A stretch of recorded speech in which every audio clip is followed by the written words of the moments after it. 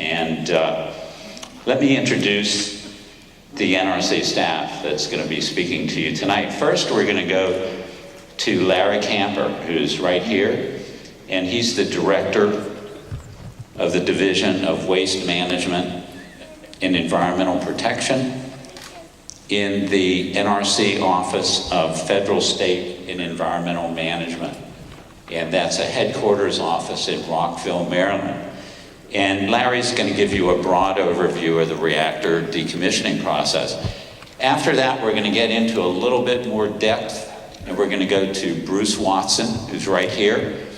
And Bruce is the chief of the reactor decommissioning branch in Larry Camper's division, also NRC headquarters in Rockville, Maryland. Next, we're going to go to Blair Spitzberg.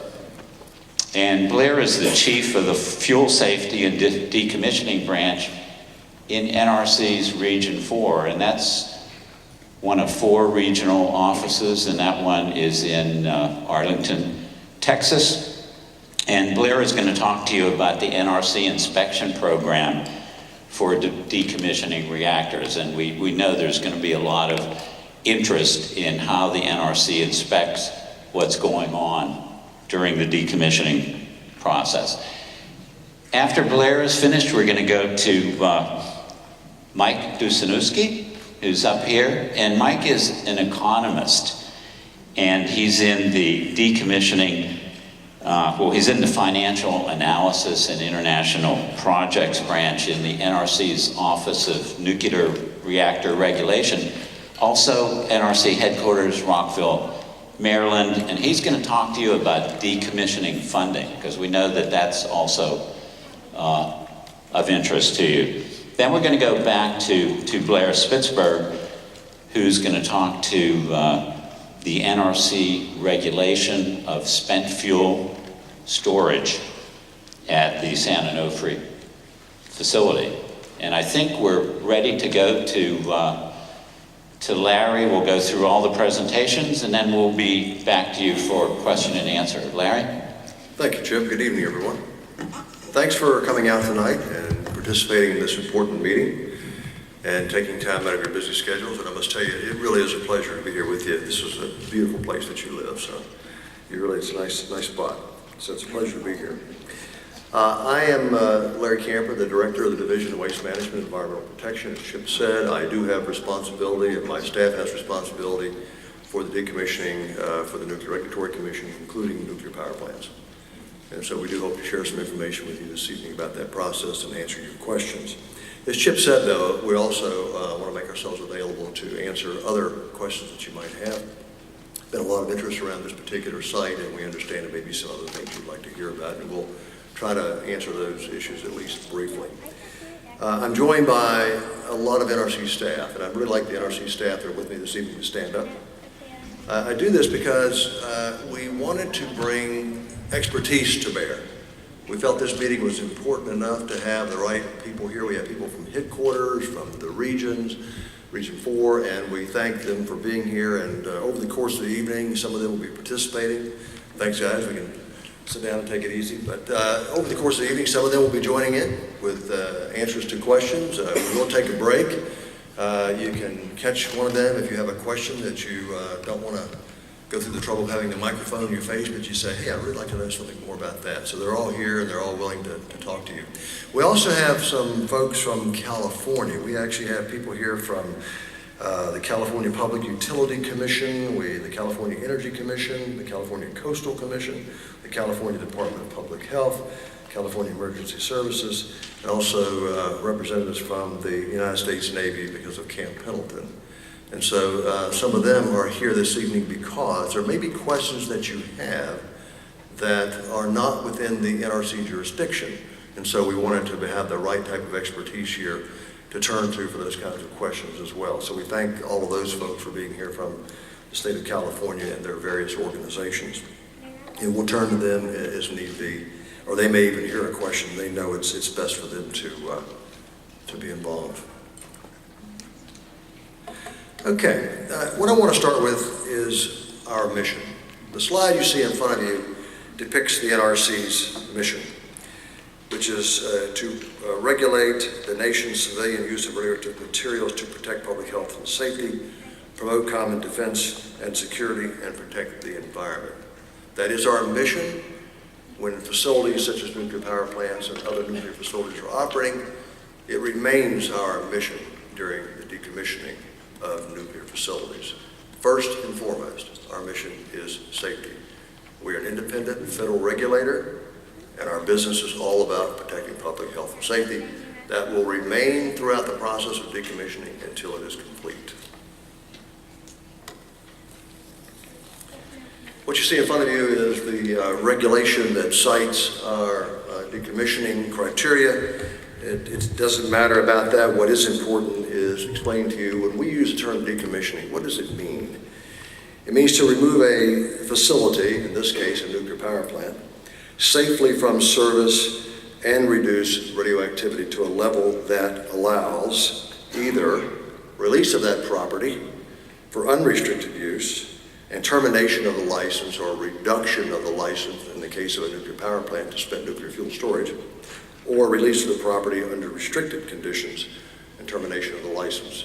I would point out that while our regulations for decommissioning allow restricted release, no nuclear power plant that has been decommissioned in the United States has pursued restricted release. All have been successfully completed using unrestricted release.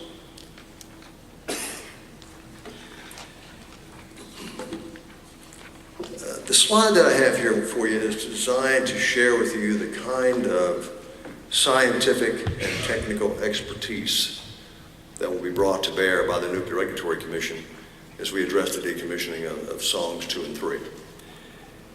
You'll see that there's a lot of different expertise, such as mechanical engineers and chemical engineers and geologists, and mathematicians, biologists, environmental engineers, and so forth and so on. And the point is, all of this expertise is brought to bear in the decommissioning of our nuclear facilities, including what takes place here for the site that we're here to discuss tonight. I would also point out that the decommissioning staff that Bruce directs as the branch chief has over 300 years of cumulative professional expertise in dealing with the decommissioning of nuclear power plants. So we hope that that will inspire some confidence in our decommissioning process, and you can have some realization of the type of expertise and the experience that will be brought to bear in the oversight of the decommissioning of the Songs facility. This slide depicts the successful decommissioning completions that have taken place over the last 15 years. A lot of information to try to absorb, but I'll summarize it for you. There have been 50 materials licensee sites. Materials licensee sites are sites that, for example, process or produced uranium or thorium for various industrial uses.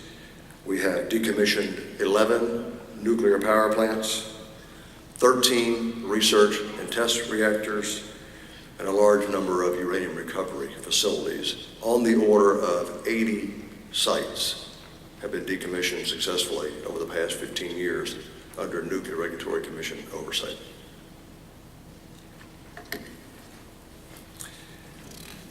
What we have here is a list of the nuclear power plants that have been decommissioned. I mentioned a moment ago that there were 11 of them. You'll see that the ones that are depicted in yellow have been depicted under what's called the license termination rule, which went into effect in 1997. The ones in white below that were decommissioned by an earlier standard before our existing standard in the license termination rule. That rule is the standard by which the decommissioning will take place at the Songs facility. So 11 nuclear power plants in the United States decommissioned thus far. What we have here is key decommissioning milestones. Now, Bruce, in his presentation, will go into the process in considerable detail, but I thought it was worthwhile to at least share with you some of the major milestones you can begin to think about and be aware of as Bruce goes through this presentation. First, you'll see that there are 2 certifications that have to be filed by the utility. A certification whereby there has been a permanent cessation of operations, and a certification where the nuclear fuel has been permanently removed from the reactor. Both of those have been filed by the utility operating the Solon's facility. Next is a post-shutdown decommissioning activities report, a PSDAR, you will hear us say and refer to. Then comes decommissioning and environmental remediation. I have that activity highlighted in yellow, as well as a little bit further down the final status survey, because that represents activity that takes place on the site. That's not a submission to the Nuclear Regulatory Commission. That's actual remediation and decommissioning of the facility. There is a requirement that a license termination plan be submitted along the way.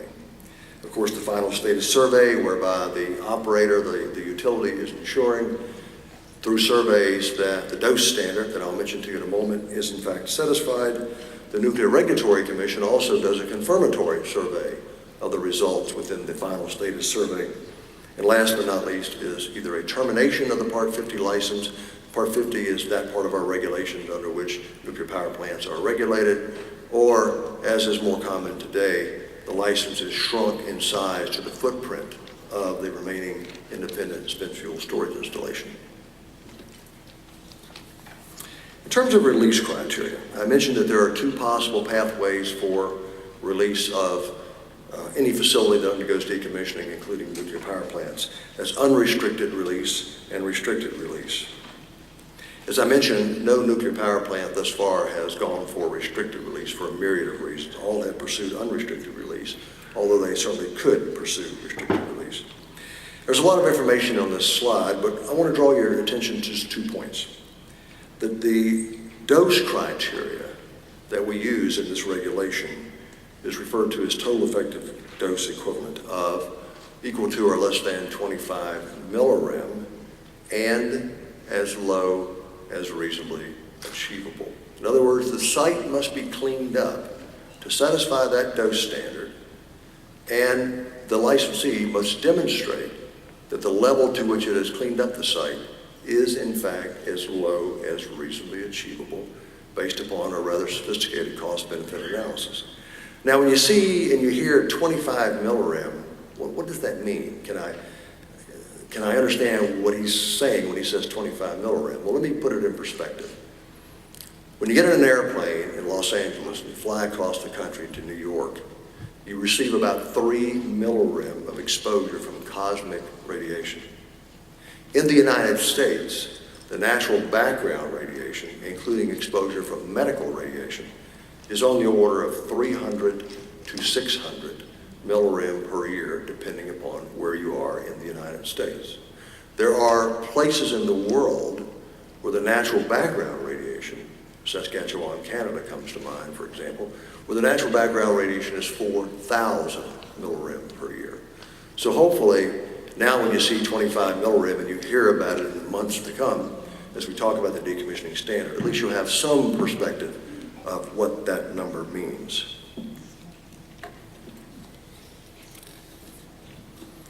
Tonight for our public meeting, I'll be giving you the decommissioning overview. Of course, Bruce will talk about the reactor decommissioning process. Blair Spitzberg will talk about the inspection plan. Michael Duzwitsky will talk about the decommissioning funding. Blair will then come back and talk about spent fuel management, and of course we'll go to questions and answers and dialogue. I would reiterate that these are the primary topics and the purpose for our meeting tonight, but we also recognize, as Chip said and I said earlier, and would repeat now, there are other things you might want to talk about, and we'll do the best we can to at least give you brief answers and help us to the extent that we can stay on the purpose of the program. But we're here to answer your questions about other issues as well. In terms of the decommissioning inspection program, you'll hear a lot about this. We do remain very engaged during the decommissioning process, and we'll give you some clarification as to the level of resources that will be involved during that process. We also know that another topic that's on people's minds these days is the waste confidence decision rulemaking and environmental impact statement that the Nuclear Regulatory Commission is currently working on. We do have a representative here from the Waste Confidence Directorate this evening that can answer some questions if that comes up. So we think we can give you some insights into that as well. Public involvement. Clearly, you're very concerned about public involvement, and again, I want to thank you for being here and taking part in what we consider to be a very important part of our regulatory program. The meeting this evening that we're conducting is not required by our regulations, but we felt it was important to be here. Our chairman is very interested in conveying information. Our management is very interested in conveying information. Our entire organization wants to convey as much information as we can to the community here, because there's been a lot of very challenging issues, and we know that you've had a number of concerns and a lot of interest. So we decided to hold this process meeting for that purpose. There is a meeting that will take place once the post-shutdown decommissioning activity report is submitted by the utility. That's required by our regulations. There is a public meeting that will take place once the license termination plan is submitted by the utility. That's again required by our regulations.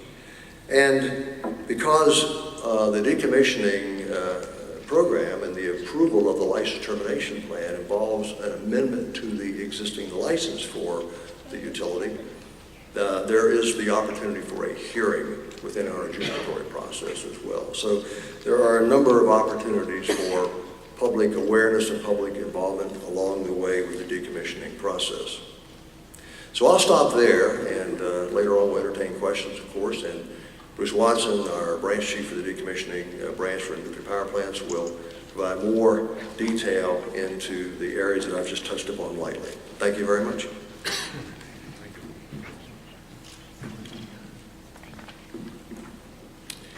Well, good evening, and thank you for being here. I am Bruce Watson. I'm chief of the Reactor Decommissioning Branch. I'd like to discuss some of our current activities and the requirements for decommissioning nuclear power reactors. I want you to keep in mind that we regulate, the NRC regulates the radiological decommissioning of these sites. There may be other requirements in the decommissioning requirements that are beyond what the NRC requires, and those will be addressed by other regulators. In 2013, 4 power reactors permanently ceased operations and are transitioning from operating status, which is managed by our Office of Nuclear Reactor Regulation, and will be transferring to my office in FSME. Each of these reactors are at various stages of decommissioning and are transitioning at their own rate. In 1997, the NRC implemented 10 CFR 20 subpart E, which is commonly known as the license termination rule. It establishes the release criteria for unrestricted and restricted release that Larry Camper just covered.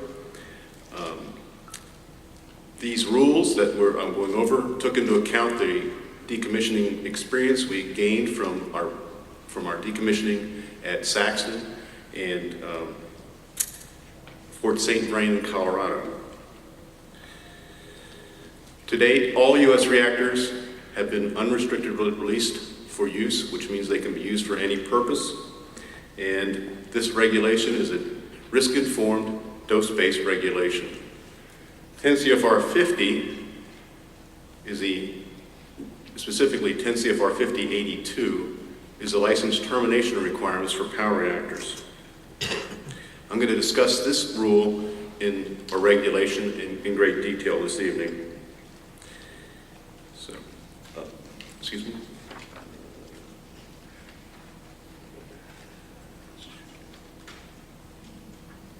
Part 72 deals with the independent spent fuel storage installation licensing of the ISFSIs. It's an important regulation because it's where the spent fuel goes during the decommissioning process. Right. The NRC offers 3 decommissioning options in our guidance, but only 2 of those have been implemented to date. Decom, or prompt remediation, is what it's called in international terms. Decommissioning begins shortly after the licensee has prepared the plant for decommissioning. Like I said, we currently have 4 reactors in Decom. The plant at Humboldt Bay in California, Zion 1 and 2 in Illinois, and La Crosse in Wisconsin. Regardless of the strategy chosen by the licensee, the preparation for decommissioning typically takes 1 to 2 years in order to get the plant prepared for decommissioning. During this time period, the plant will be set up so that the systems are drained, electrical connections are de-energized, and that it would facilitate decommissioning. And this does take some time. The plant will also include some modifications that will facilitate the future decommissioning of the plant. During this time frame, the NRC will generally keep one of the resident inspectors at the site for about a period of a year, and this to ensure that all the operational issues that were under review during the process of shutting down are maintained compliant, and to make sure that any plant modifications are maintained safely. In the safe store or deferred dismantling mode, the plant is placed in safe storage, as we would call it, cold and dark, until the licensee decides to dismantle the plant, and the decommissioning of the plant can begin. The licensee may perform some decommissioning activities during this time frame, and the NRC will inspect the plant periodically, at least annually, or if the plant is doing some significant decommissioning activities, we will inspect the plant more frequently. Although entombment is an option in our guidance, no power reactors have opted for this option. No U.S. NRC licensed reactors have been entombed, nor have any licensees requested entombment. So it's really not an option at this point.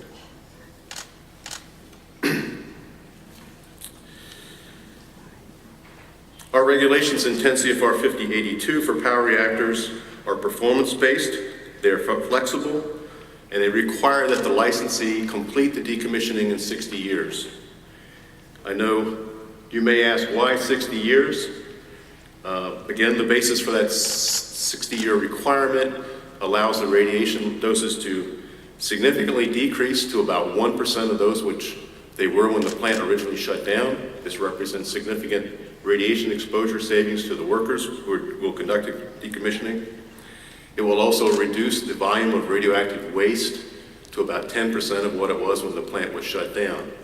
This is due to radioactive decay. Some of the principal radionuclides in that, such as cobalt-60, will have gone through numerous half-lives, approximately 10, where the radiation levels are reduced and the amount of radioactivity is significantly minimized. During this period, the decommissioning fund can also increase, since it's invested, and can increase by compound interest. Coincidentally, this 60-year also corresponds to the 20-year license extension for multi-unit facilities. So the operator can focus on the safe operation of the remaining units. This is in particular specific to San Onofre, because San Onofre 1 was in safe store for quite a while, then the utility elected to decommission it. It's complete other than the reactor vessel still being on site. And there was a significant physical differentiation between the operating units in it that allowed that to be done very safely. The NRC policy is that the decommissioning can be performed day one after the plant shuts down and is ready for decommissioning, or at the 50-year point. Because the 60-year point, 50-year point takes into consideration it'll take 7 to 10 years to complete the decommissioning.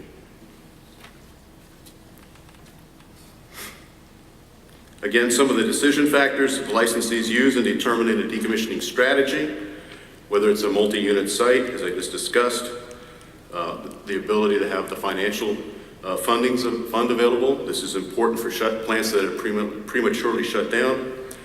Whether there is access to the radioactive disposal capacity, the actual future use of the site.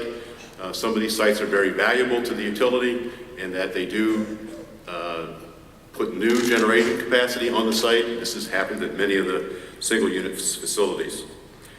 In decisions also that affect the decommissioning strategy are input from the stakeholders.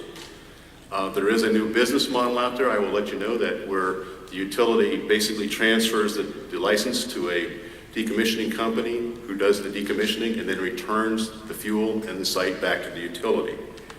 This is the current model at Zion. There may be other special circumstances which will affect the licensee's decision on the strategy. Such a special circumstance would be and for songs would be the U.S. Navy's lease with the utility.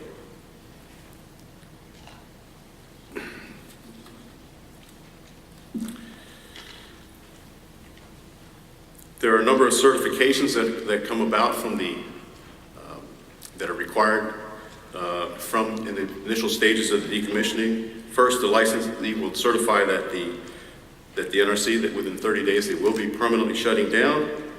The second certification is that the fuel has been permanently removed from the reactor vessel. At this point, after this is completed, the licensee is no longer permitted to operate the reactor or put fuel back in the vessel. Within 2 years, the licensee is required to submit the post-shutdown decommissioning activities report. As we call it, it's the PSDAR, and that is required to be, like I said, required to be submitted to us 2 years after cessation of operations. What's in the PSDAR? Well, it basically is comprised of 3 things. It's a description and schedule for the planned decommissioning activities, and it describes the strategy that the utility will take for decommissioning. It includes an estimate of the expected decommissioning costs and a discussion on the means for concluding that the environmental impacts associated with the decommissioning have not changed. The NRC will notice the PSDAR in the Federal Register. We will hold a public meeting to discuss the PSDAR and solicit comments from the public. I want to point out that we do not approve the PSDAR. It is merely a letter to us with specific requirements in the regulations that they're to report to us on what their plans are for the site. The licensee may begin decommissioning 90 days after the NRC receives the PSDAR. The next step in the process is that the power reactor, the licensee will perform the decommissioning. The NRC will continue to conduct inspections, as I mentioned. The licensee will submit to us within 2 years of when they plan to terminate the request termination of license, the license termination plan. And we'll talk about that in much later detail. But in the meantime, the plant can conduct decommissioning activities within the current license within the license that is issued once the plant is fully defueled, and those are called the defueled tech specs. We will hold a public meeting to discuss the LTP and solicit your comments, and we will also publish that in the Federal Register. What's in the LTP? Well, the LTP is a very large document. It contains a lot of technical detail on how the plant will be decommissioned, finish the decommissioning. It will contain a lot of radiological data, including some dose modeling, and the licensee's plans to complete the site remediation. Probably one of the most important things in the LTP is the description of how the detailed plans on how the licensee will conduct the final status surveys or the final surveys of the site to demonstrate that it meets the license criteria.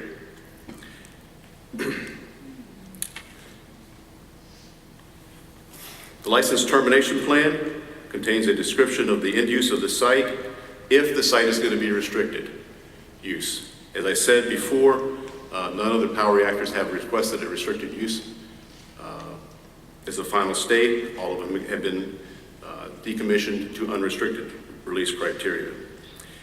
It also will contain an updated site-specific estimate of the remaining decommissioning costs, and of course, it'll supplement any supplement to the environmental report that was previously issued.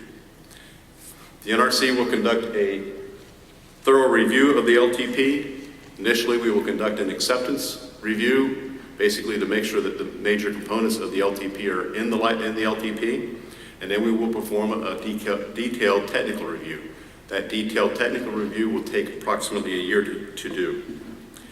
If there is missing information or clarifications required, we will issue additional information, requests for additional information, and we will hold public meetings, a public meeting, and also with this, since it's a major licensing action, the public also has the opportunity for a hearing.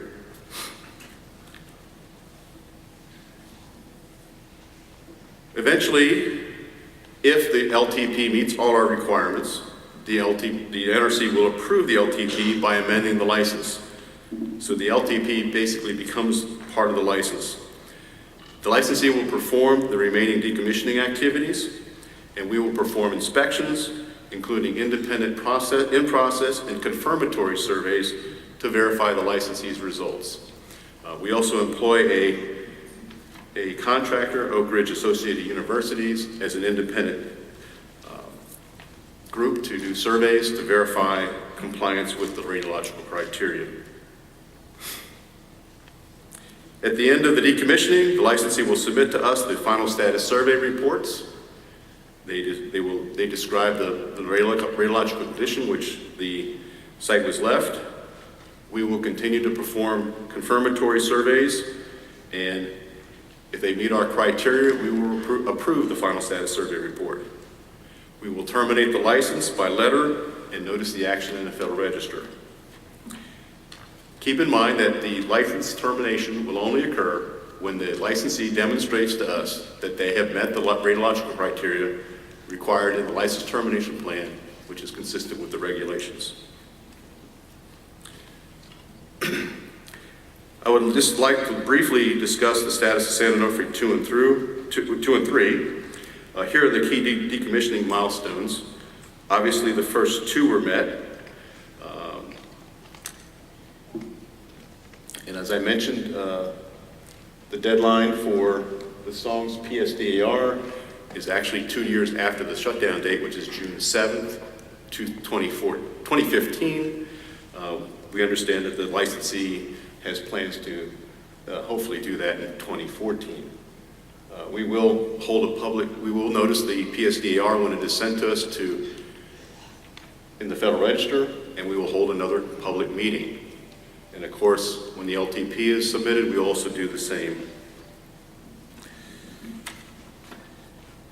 One of the key features that happens within the NRC is the transfer of the inspection program. During operations, the plant is under the Reactor Operations, Reactor Oversight Program. It will be transferred to what we call Inspection Manual 2561, which is the Reactor Decommissioning Program, Inspection Program, and Blair Spitzberg will give you some information on that. Thank you.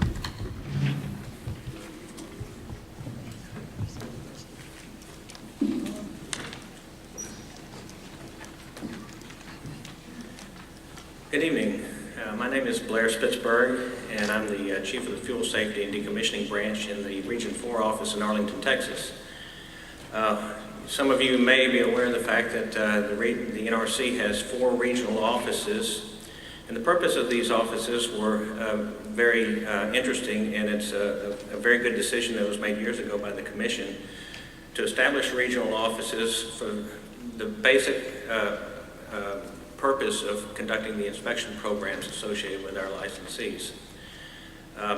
It's important to do adequate safety reviews and to license the licensees to undertake the activities that they undertake.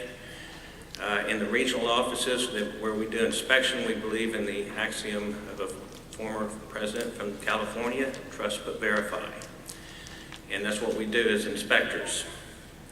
My inspection branch is a small group of health physicists and engineers, and we do inspections of both decommissioning activities at reactors and non-reactor sites. We also inspect spent fuel storage installations, and we inspect as well as some fuel cycle facilities. So let me show a picture of some sites here that I think would be of interest. On the left, you see 4 sites, and there's a number that Larry went through a number of them, showing reactor sites throughout the country. And on the right-hand side is an aerial photograph showing what they look like at the end of the decommissioning process. As you can see, Connecticut Yankee basically removed the entire site and went to a green field, as did Maine Yankee. We show the Trojan, Oregon site there, which was decommissioned in Region 4 a number of years ago. And then if you can see on the photograph there of San Onofre Unit 1, you may be aware of the fact that there was another operating reactor at San Onofre years ago, and it was successfully decommissioned with the exception of the reactor vessel, which remains on site. So, asking the question how NRC ensures safety, as we mentioned and Bruce went through in detail, we establish and ensure compliance with the requirements contained in the regulations in a number of different safety standards that pertain to decommissioning and storage of spent fuel. And then we also write license conditions and technical specifications that the licensee has to comply with. And all of this is done in the licensing process performed in Washington, where they undertake these safety evaluations. And all those are subject to public input. And then finally is the inspection and enforcement, and that's what we do in the regional offices. We have our regional office staff is numbers in excess of 150 safety professionals that do various inspections, not only of the operating reactors, but of the decommissioning reactors and all the nuclear materials licensees that are located basically west of the Mississippi River. It's a larger geographic region. Some of the inspection activities that will be undertaken at San Onofre, now that it's permanently defueled and in decommissioning status, is that we will continue to perform inspections of spent fuel pool safety, because as you know, there's a number of spent fuel assemblies that are still in storage in the two pools at Unit 2 and 3. We'll continue to inspect those. We'll perform decommissioning inspections out here, and most of those will be intense during the periods of dismantlement, which probably will not occur for some period of time, but once they start actually dismantling and cutting up systems and deconning the facility, we'll be out here on a regular basis, but we'll continue to do programmatic inspections up until that time. It's important to note that during the remediation activities, NRC conducts independent radiological measurements, and the purpose of this is to confirm the licensee's results. We inspect the radiological measurements that the licensee performs. We observe them doing the measurements, and then we'll do our own measurements, and in some cases we'll bring out independent laboratories that are contracted to the NRC to perform independent measurements to verify the accuracy of the licensee's results, and this has been very successful in our inspection program. As I mentioned, we also inspect the safety of the independent spent fuel storage installation, and I'll discuss that in my next presentation in a few minutes. And then we also continue to inspect the physical security program at the site. So what are the objectives of the inspection program? It's very straightforward. It's to verify safe conduct of the licensee activities. And we look at the adequacy of the licensee controls.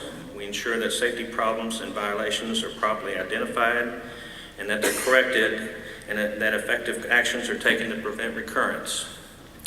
And then we also examine trends in licensee safety performance. And this is something that's very important, particularly at all plants, but we find it important at decommissioning plants as well, because at decommissioning plants, the licensees quite often will bring in contractors that have special expertise in decommissioning activities. And so as these contractors come in, even though they're regulated under the licensee's program, we find that we have to look at trends in their performance as well. I want to list some of the inspection procedures. These are the core inspection procedures that we will implement during and throughout the inspection program for the decommissioning. They cover everything from the organizational management and cost controls, the safety reviews, any design changes and modifications to the plant that will be made, the licensee's QA program that includes self-assessments, audits, and corrective actions, the safety of the spent fuel, The radiation, occupational radiation exposures to the workers, inspection of final surveys, the radioactive waste treatment, effluent, and environmental monitoring program, the transportation of radioactive materials off-site. A lot of waste material will be packaged and transported to waste disposal sites out of state mostly. The maintenance and surveillance program, physical security, and the contingency response program.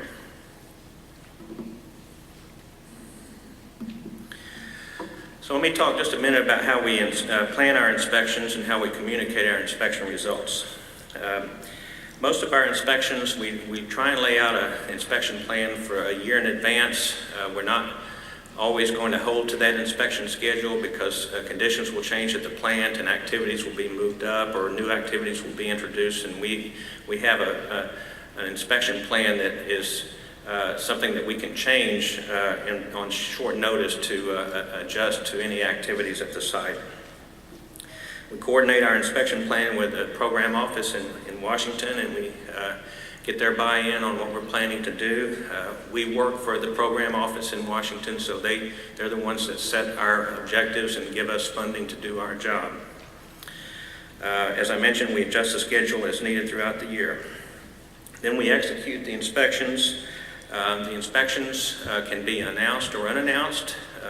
Most of our inspections are announced, but not always. There may be occasions where we want to do an unannounced inspection, in which case we can do it. We do back shift inspections and weekend inspections throughout the year.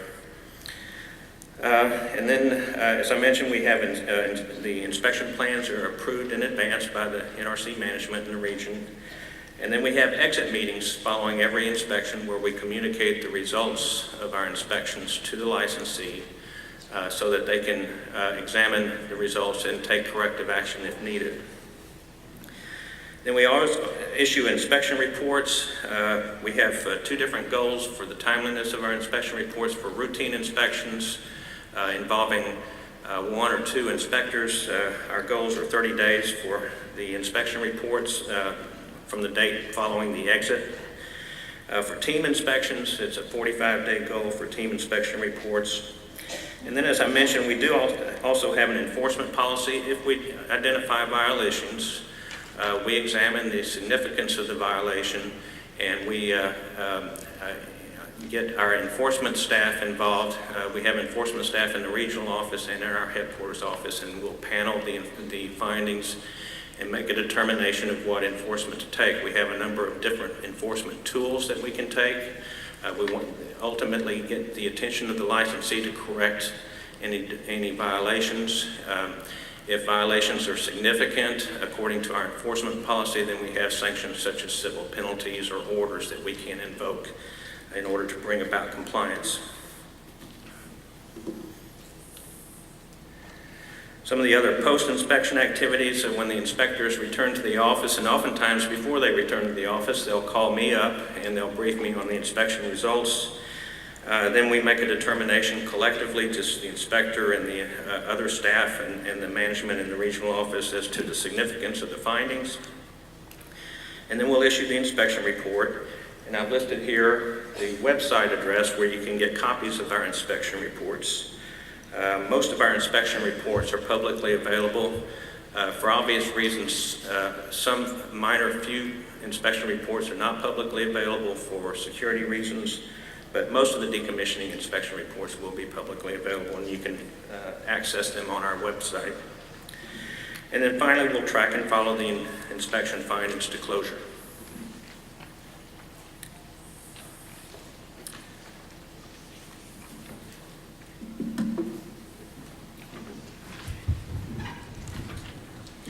Good evening, my name is Michael Dysoniewski. I'm an economist in the Office of Nuclear Reactor Regulation in the Division of Inspection and Regional Support in the Financial Analysis and International Projects branch.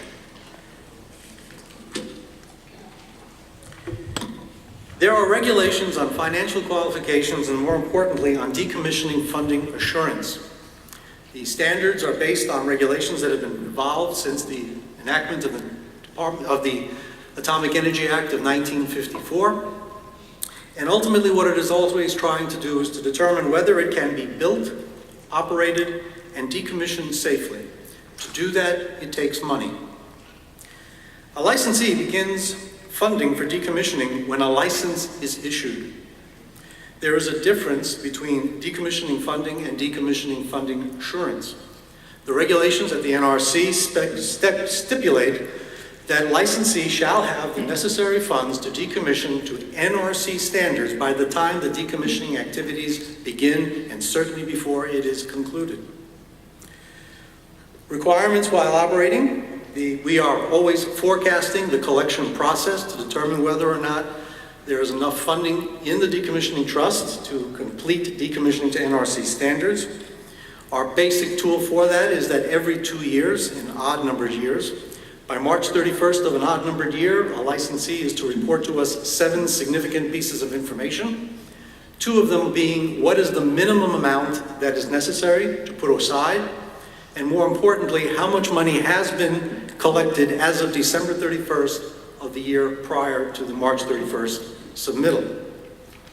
We also do spot checks. We check to make sure that what they claim they have in a decommissioning trust fund is in fact in the decommissioning trust fund. Decommissioning funds are used directly for the facility to decontaminate and decommission to NRC standards. If it can be proven to us by the licensee, it can also be used indirectly for use on spent fuel management. Any residual funds can be used for site restoration and greenfielding. While they are in decommissioning, we are forecasting the withdrawal process. Actual decommissioning funding assurance status reports come in annually once a licensee has declared that they are in fact in decommissioning status. 2 things that must be remembered is that as of June 7th, 2013, 2 clocks have already started. Number 1, the licensee has for 60 years to decommission to NRC standards, and more importantly, we are waiting for the PSDAR, to which we can then determine whether or not there is reasonable assurance that the funding in place will be in fact enough to carry on the decommissioning activities as prescribed by the licensee.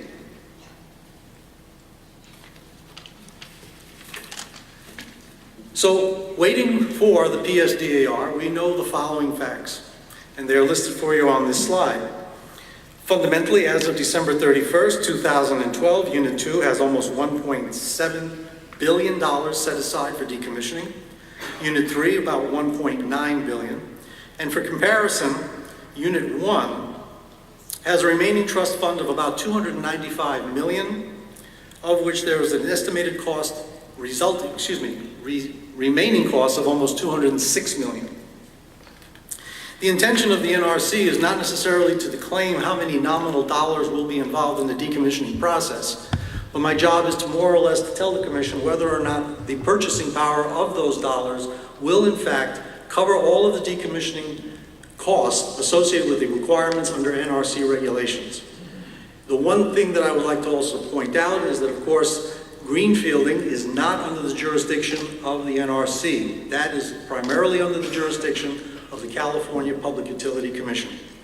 So until we have a PSDAR, these are the only facts that I can present to you at this time. Thank you.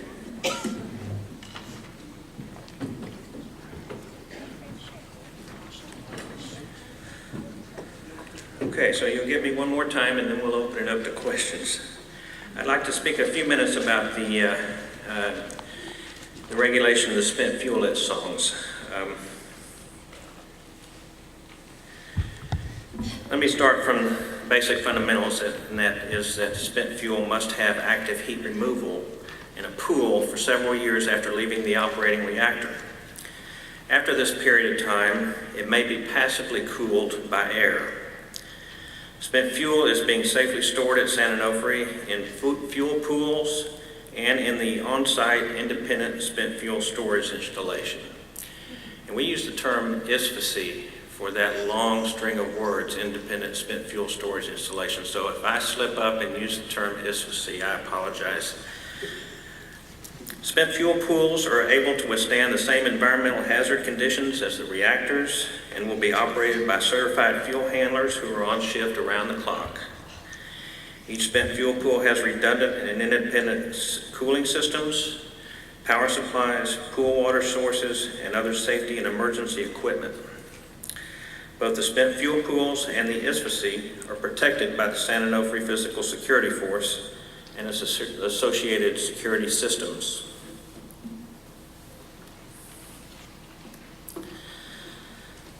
Why do we need an ISFSI at these sites? It's a long story, but I'll try and summarize it. The need for the alternatives to spent fuel pool storage emerged in the 1970s.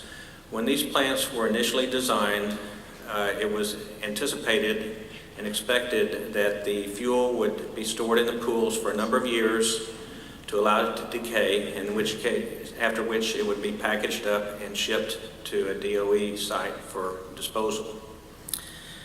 The Nuclear Waste Policy Act of 1982 and the Amendments Act of 1987 laid out a process for licensing a geologic repository. But as most of you know, a geologic repository is still decades away. Dry cask storage was developed to meet the need for expanded on-site storage of the spent fuel due to the lack of a national repository available for use. The ISFSI at Songs became operational in October 2003. To give you an example that ISFSIs are now in widespread use around the country, this is a map of the U.S. showing all of the nuclear sites, the commercial reactors, and some of the non-commercial reactors where no longer commercial reactors exist that have ISFSIs that are constructed and currently storing spent fuel. Speaking of the Songs ISFSI, they use a model transnuclear advanced new homes horizontal storage module system. The major components of this system are the dry shielded canister, or what we refer to as the DSC, and the horizontal storage module, or the HSM. These photographs depict those. I don't know if I have a pointer on here, but on the left is the dry shielded canister, open on one end. This is during the fabrication process. And then the middle photograph is the fabrication process of the horizontal storage module. And then there's a horizontal storage module still under construction there showing with the concrete in place. Each DSC has an outer shell consisting of 5/8" thick stainless steel with steel internal spacer disc. The DSC has a welded internal confinement boundary and a separate welded lid.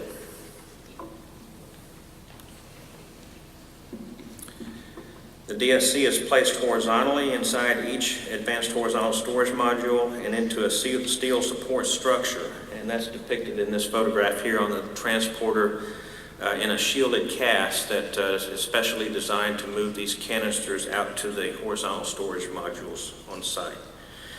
The advanced horizontal storage module has thick steel reinforced concrete walls that are greater than 4 feet thick and roof slabs that are about 5 feet thick, and you saw the reinforcing steel in that structure as it was being constructed in the previous photograph.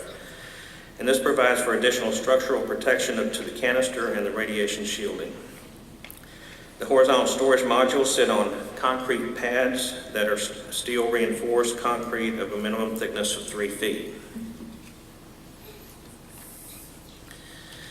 I know those of you out here in Southern California are concerned about seismic conditions, and any of us that have recall the Fukushima accident are concerned about flooding and tsunami considerations when you live on the ocean. So let me speak to that with respect to the Songs ISFSI. The Songs ISFSI is designed for high seismicity sites. The design basis earthquake used to analyze the Songs ISFSI is 2.24 times higher than that used in the licensing of the reactors. For tsunami considerations and flooding, the Songs ISFSI is located 19.75 feet above sea level. The maximum flood condition of 29 feet was evaluated for the ISFSI, which would potentially put the ISFSI pad under 9 feet of water. The design basis flood for the advanced horizontal storage module design is to withstand a submersion of 50 feet underwater. The maximum tsunami, including storm height of the waves, was evaluated at 27 feet for the Songs ISFSI, which is less than the maximum flood conditions evaluated for the site. All of these evaluations did not take into credit for the 28-foot seawall, which exists between the ocean and the ISFSI. And finally, if the ISFSI were to get temporarily flooded during a tsunami, there would be no adverse thermal effects. Let me talk about how we do the inspection of the spent fuel storage. For the pool, we do routine inspections, normally semi-annually, using an inspection procedure 60801. And the reason I mention this inspection procedure number is that I would invite you all to go onto our website. You can call up these inspection procedures and read them for yourself to see what it is we look at in detail. For the ISFSI inspections, we do ISFSI routine inspections normally once every 2 years, following the guidance contained in the manual chapter 2690. And this manual chapter references an assortment of individual inspection procedures that we also implement during that inspection. We attempt to schedule our routine inspections of the ISFSI when there's an active loading campaign in progress. And we're not always able to do that, or for those ISFSIs that have been fully loaded, we're not able to do that obviously, but we do make every effort to come out when they're actually loading the cask. And once again, I'll reference the website of the NRC where you can find our inspection guidance and NRC inspection reports for the ISFSI.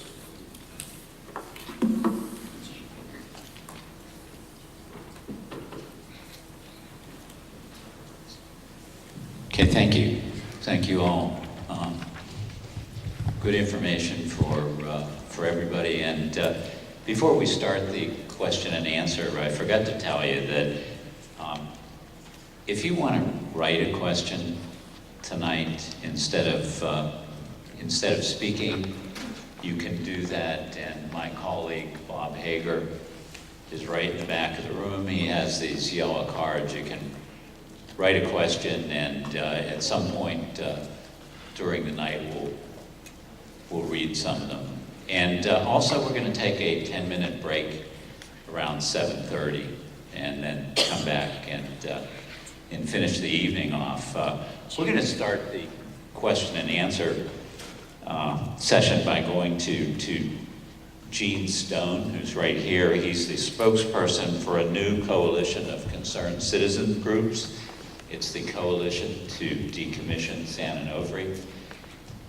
The coalition has taken the time and effort to put together some basic questions about the decommissioning of songs, and the NRC appreciates that effort. The questions are from the coalition, but the answers to those questions are for all of you, and I think that a lot of these questions are on everybody's mind. So I'm going to ask Gene to say a few words about the coalition and to read us the first question. I'll read the second question. We're going to put them up on the screen so that they're easier to understand for all of you. The NRC will then answer two questions, and then we're going to go on to all of you to see what else is on everybody's mind out here. We'll come back to the next two coalition questions at some point,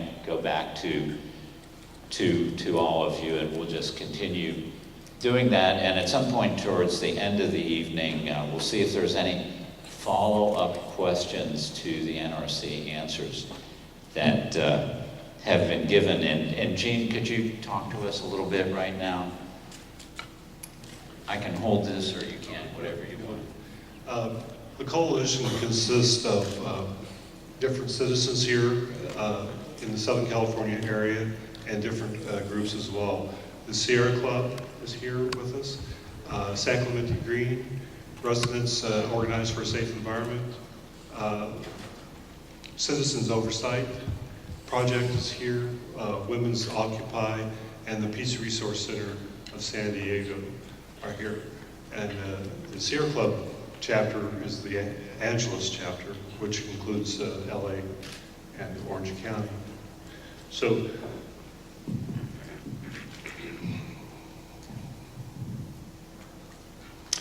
We're here today in hopes that the NRC will make San Onofre a flagship project for the safe and sane cleanup of America's effort to decommission our old and dangerous nuclear fleet and its highly radioactive problems.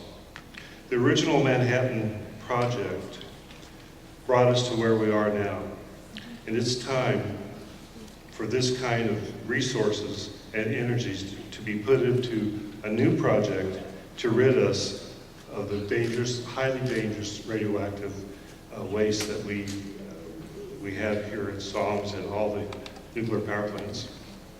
To this end, the Coalition to Decommission is forming a true citizens oversight committee to watch out for the health and safety of Californians and the workers at the plant during the decommissioning process.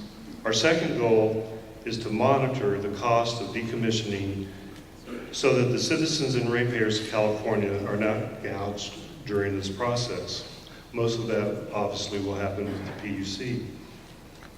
So my first question is the NRC willing to recognize and give us the Coalition to Decommission San Onofre official status?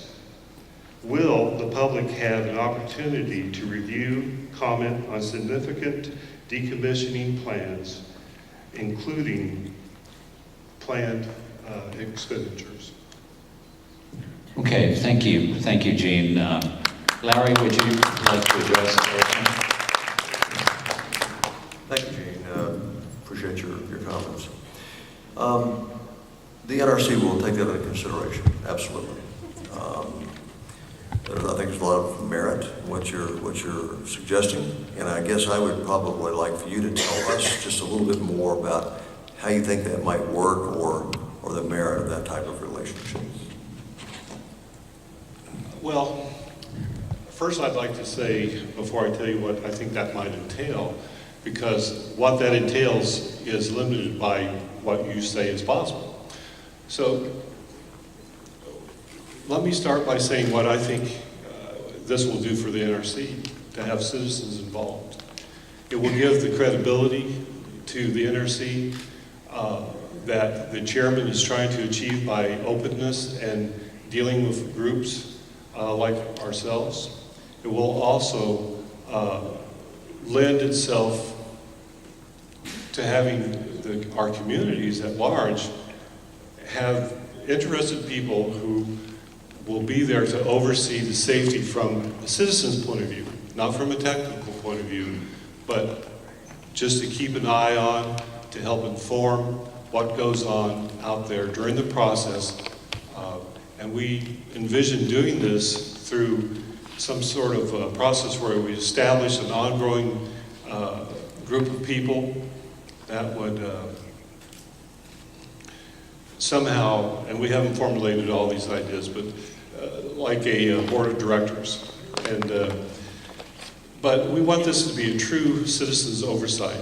So we'd like to join with you during inspections with the NRC. Not that we have an eye for a technical point of view, but a critical eye and critical thinking from different perspective brings a whole new light on any story. So again, how that will manifest will come from, I'm sure, the chairman and the other commissioners. But we'd like to be an active part of participating in the safety of this lengthy process. Thank you. Well, thank you. We hear that, and like I said, we'll take it under consideration, and we'll do that very promptly. Thanks, Gene. Okay, could we get the second question up on the screen for everybody to see?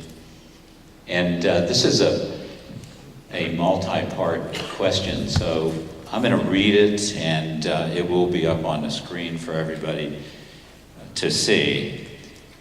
And this is about high burnup fuel. And the question is, high burnup fuel has been used at San Onofre since 1996. We were told by the NRC recently, but we cannot find a public notice of that from the NRC or SCE. Even the union and other workers we have talked to were not aware of its use.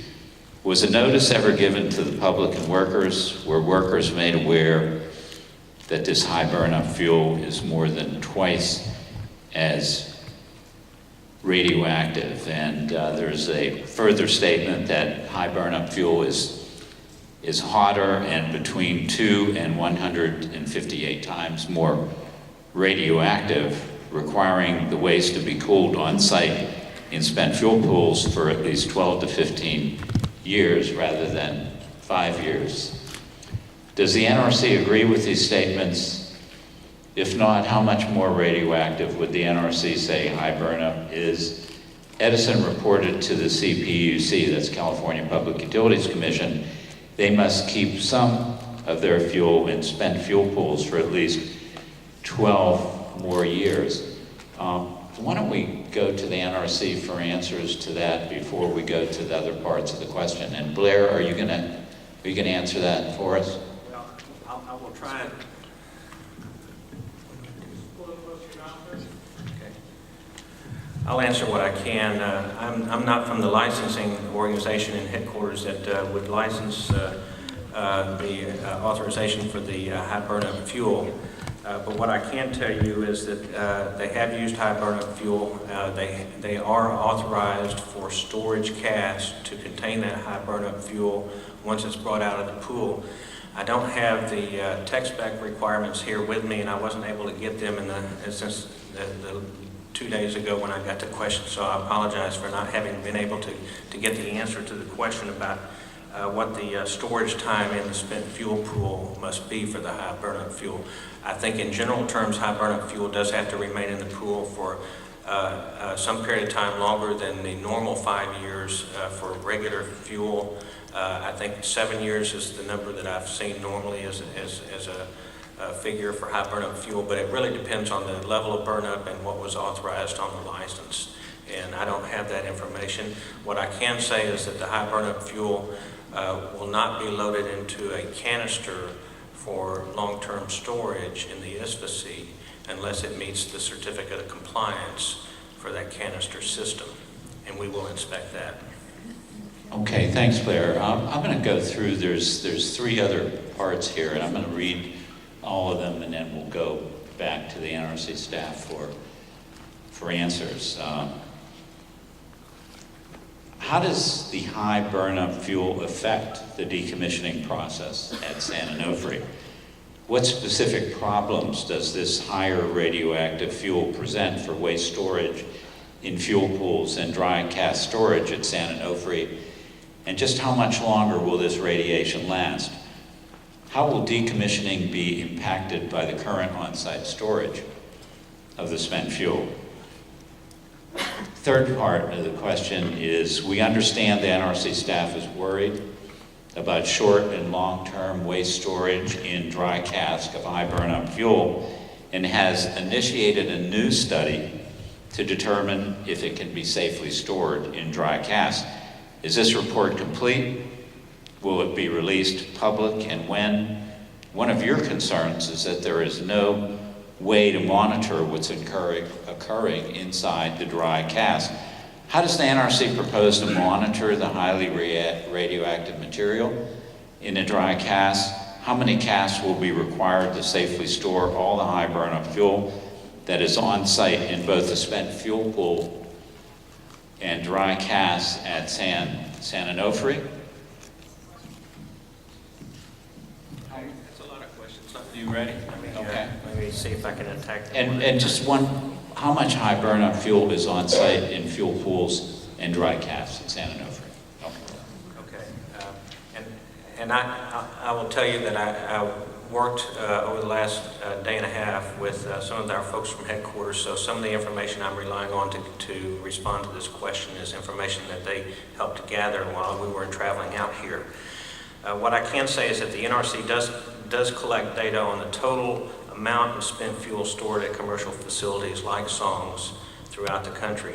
The information and much more concerning the nuclear fuel is available on our website. If you go to our website, nrc.gov, and look at what under waste and spent fuel storage, you'll get the web page with that information. However, for any given facility, the information is considered security-sensitive information and is therefore not disclosed to the public as to the amount of spent fuel. You can find this in other publications, though, because I found a publication yesterday called Store Fuel that does have the number of fuel assemblies here at SONGS published. When the last routine ISFSI inspection report was issued in May 20th, 2011, and this is a report that's available on our website, SONGS had loaded 11 canisters that contained at least one fuel assembly that was greater than the criteria for high burnup fuel. I'll mention that criteria to you for, I know it won't mean a lot to most of you, but it's anything greater than 45 gigawatt days per metric ton of uranium in the fuel. And it basically relates to how long the fuel was in the reactor at power. And that's what, if you're greater than that number, then it's considered high burnup. Out of the 55 canisters that are loaded on the ISFSI pad currently, or at that time of the inspection, the NRC does not maintain records showing how many fuel assemblies have been loaded that were high burnup. However, licensees and certificate holders are required to register each cask with the Nuclear Regulatory Commission under the provisions of Part 72, 212B2, and the registrations and information contained therein is subject to routine inspection. The NRC does agree that there is currently no way to monitor the behavior of fuel inside a sealed cask. We are actively monitoring the efforts of industry and the Department of Energy to better understand fuel aging mechanisms. The DOE is taking an active role in funding the Nuclear Energy University Program projects to look into this issue. In addition, DOE is sponsoring a demonstration test with a variety of high burnup fuels to benchmark their models of the behavior of the fuel and to obtain through monitoring of this cask the temperature and gases evolved, which will tell them how the fuel is behaving. This demonstration will provide data that monitors the behavior of the spent fuel. It depends on which dry cask storage system is used at San Onofre for the decommissioning effort and when the spent fuel is actually moved to the dry cask storage to the different sizes of cask and the actual heat load being given off by the assemblies that the licensee wants to load into the casks. And this information is not yet available from the licensee on the new casks that they're wanting to put into use. For the last part of the question, or do you still have some more on that? Is that D? Yeah, this is D. We know that MOX fuel was used in Unit 1 and removed from San Onofre to the GE Morris facility in Illinois. How and when was that done, and under what permit was that done?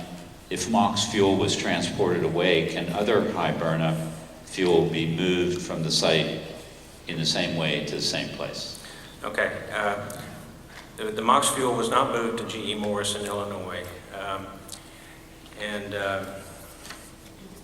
What I can say was that between March of 1972 and September 1980, 270 fuel assemblies were shipped to GE Morris.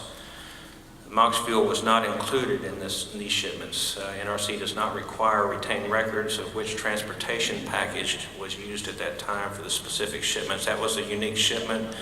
Normally, fuel can't be shipped to an intermediate storage facility like GE Morris without specific authorization from the NRC, in which case they were authorized under their license. Those shipments are no longer being conducted, but the MOX fuel was not part of those shipments. The MOX fuel is in storage here at San Onofre.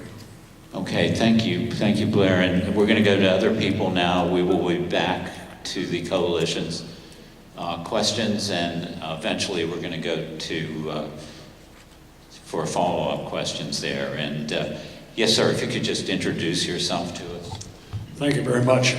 Gentlemen, thank you for being here with us this evening and allowing the public to respond. It's commendable. Applaud you on the efforts of not only your group, but the entire NRC for progressing what everyone in this room hopes to be a safe and honorable process in the decommissioning. I have a couple of quick questions for you. My name is William Craycraft. I'm a former mayor of Mission Viejo, California, which is South County's largest city, close to SONGS.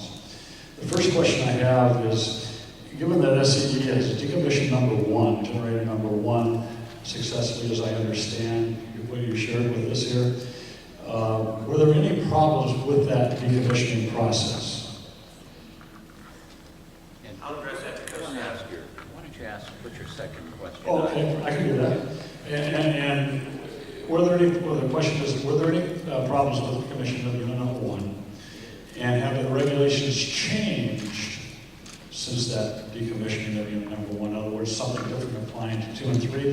The second question, please, is I heard at the beginning of the introductions, Chip gave that there are a number of state agencies, possibly here, maybe another federal agency for representing. What is their function in the decommissioning process that they could briefly share with everyone here what their responsibility is, please? Thank you. Okay, good questions, Bill. And after we get the first one, we're going to go to some of the state agencies so that they can explain that. And NRC staff, you heard the first question, and I think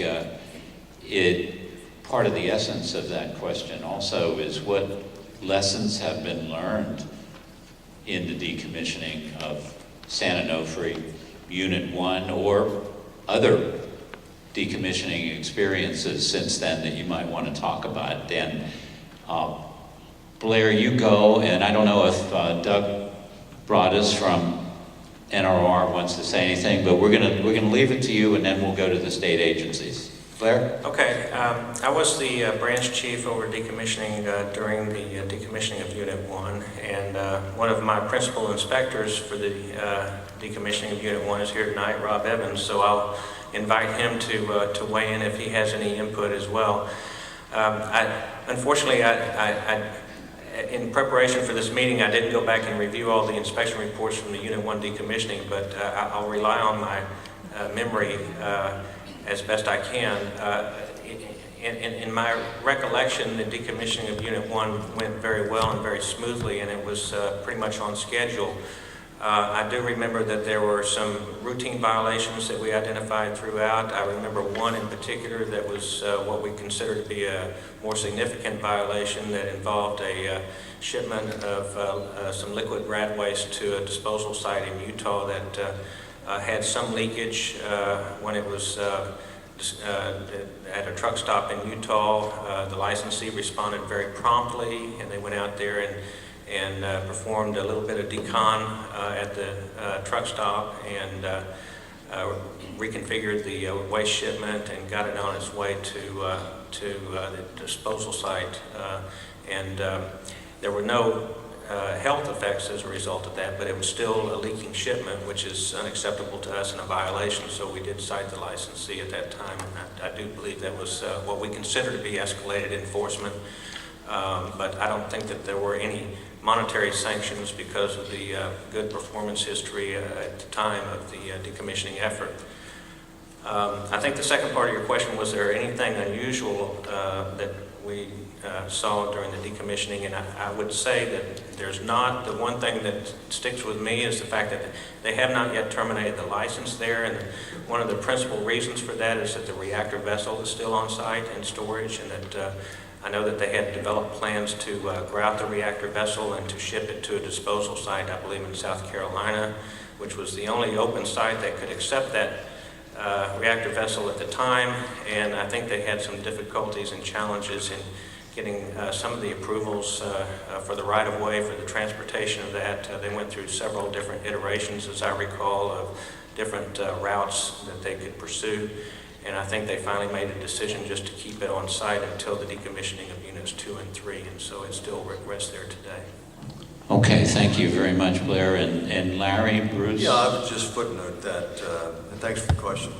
There has not been a change in the regulations since Unit 1 underwent decommissioning, but there have been a number of information notices put out by our agency in terms of lessons learned. For example, there's been information put about how to enhance site characterization comes to mind.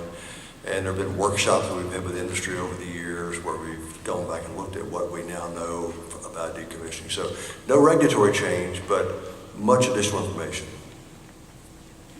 Anything else that you want to add, Bruce, on this? San Onofre 1 was somewhat unique in that we did what we would call a partial site release under 10 CFR 5083. and it was determined that the, I believe it's the intake structure, which extends out into the ocean, was released. And of course, it was unconditionally released. It was determined that removal of that particular structure may create more environmental damage than leaving it in place. And so that was somewhat unique in the decommissioning for Unit 1. Okay, thank you. Let's go to the second part of Excuse me, I have a Mr. follow-up. Craig. Can I just ask some follow-up questions about what was just said? Pardon me? I'm wondering if I could just follow up. I have a couple of follow-up questions on what was just said. Is that possible, rather than moving on? We'll follow up with you later on. We're going to go to the state agencies right now. Thank you. Okay. Second question was about the state agencies, and let me introduce Cynthia Walker from the California Public Utilities Commission and Rob Oglesby from the California Energy Commission. And Cynthia, do you want to go first and just say a little bit about what the PUC is doing, and then we'll go to Rob. Cynthia. So the California Public Utility Commission's role in decommissioning is we have oversight of the management of the decommissioning, the funds that are set up for all the decommissioning of the plants in California. So there is a separate board, it's all established by a commission decision that oversees the investments in the fund. And what we do is, and what we'll be doing with SONGS is they will be filing an application for their plan for decommissioning, and they forecasted an amount that they are likely to spend, and we will be releasing funds for each of the, as they do the decommissioning, and overseeing that process. The fund is pretty substantial at this point. The plan was always to have it that way because of the lease with the Navy. There is a requirement that it be a greenfield restoration. So, and then we also establish the rates. We keep track of, make sure that there is funding.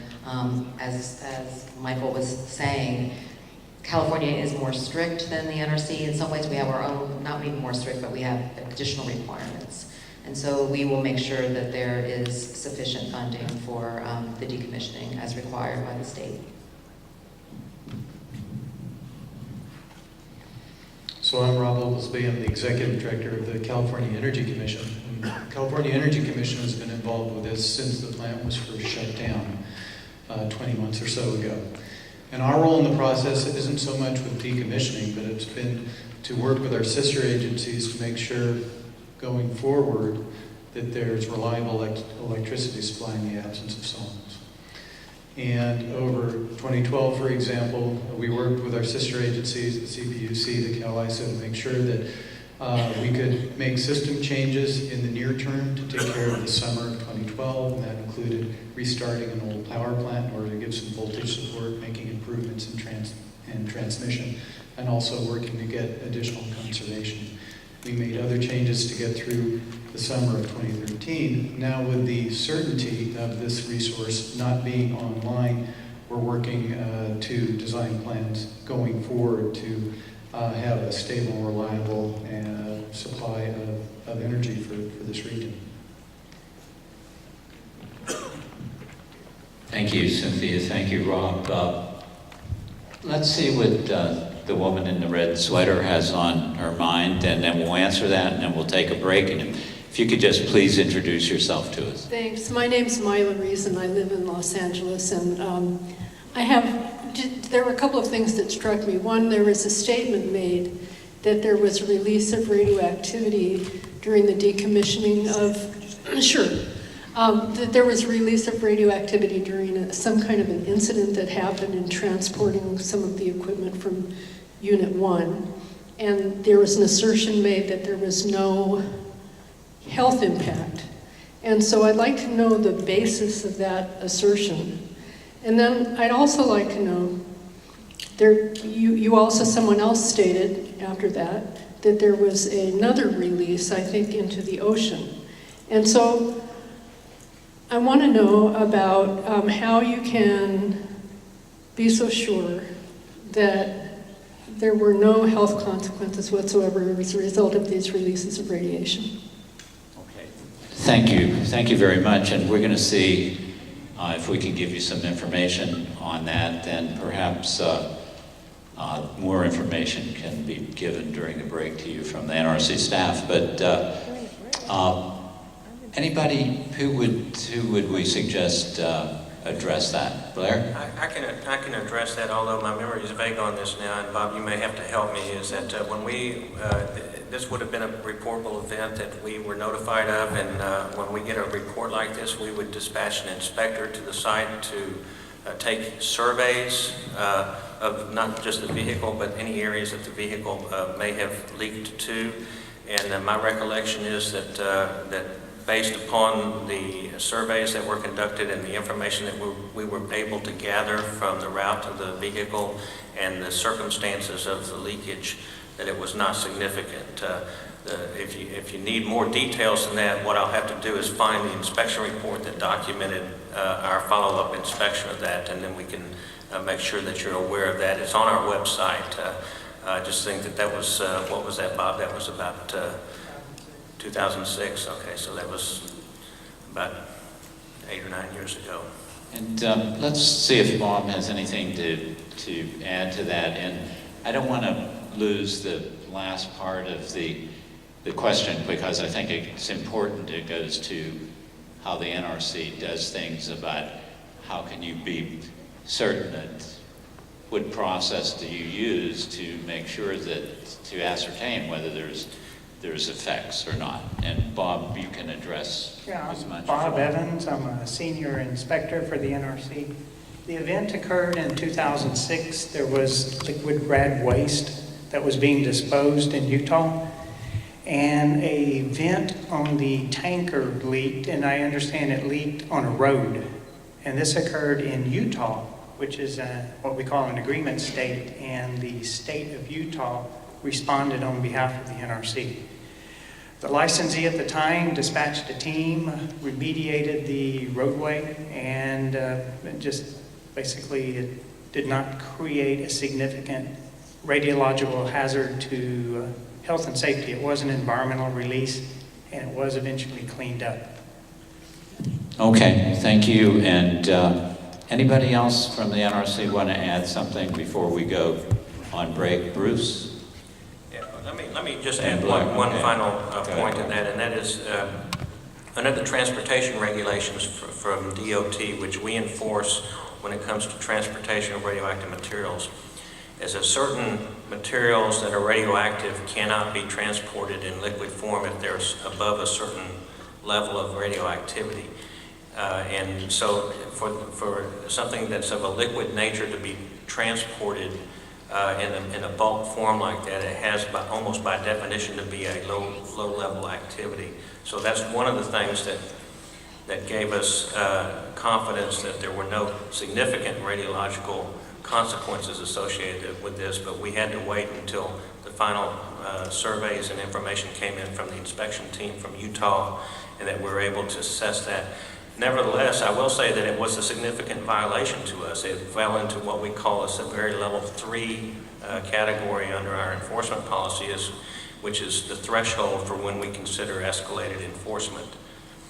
And when we consider escalated enforcement, we take into account the significance of it, and we take into account other factors like enforcement history and other parameters that we go through with our enforcement staff to make a final determination of what enforcement mechanism to use. Okay, thank you very much. And is it Cynthia? What was your name? My name is Mila. Mila. Okay, sorry, Mila. If we're going to take a break now for 10 minutes, I have 7:36, and